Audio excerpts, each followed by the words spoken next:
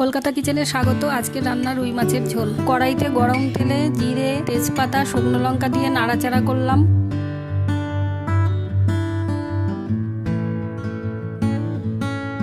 পেঁয়াজ কুচি দিলাম।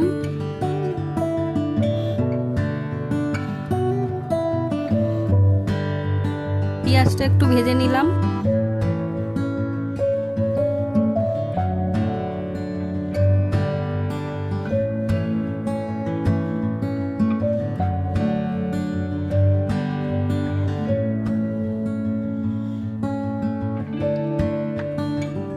পেঁয়াজটা ভাজা হয়ে গেলে টমেটো কুচি দিয়ে দিলাম। একটু ভালো করে নাড়াচাড়া দিয়ে দিলাম।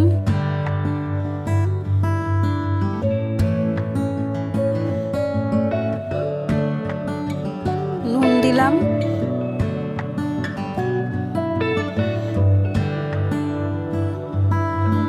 এরকম বাঙালি রেসিপি জানতে হলে আমাদের চ্যানেলকে সাবস্ক্রাইব করুন, লাইক অ্যান্ড কমেন্ট করুন।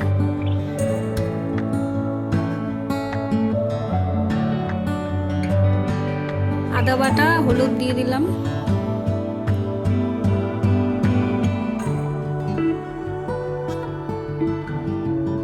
ভাজা আলুগুলো দিয়ে নাড়াচাড়া করলাম।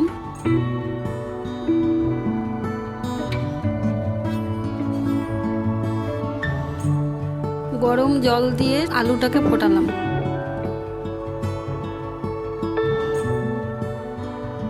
আলুটা সেদ্ধ হয়ে গেলে ভাজা মাছগুলো দিয়ে দেবো।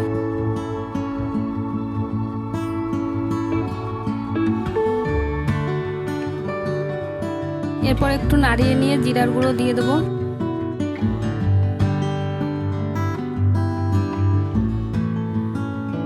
একটু হাই ফ্লেমে ফোটালেই রান্না রেডি রুই মাছের ঝোল।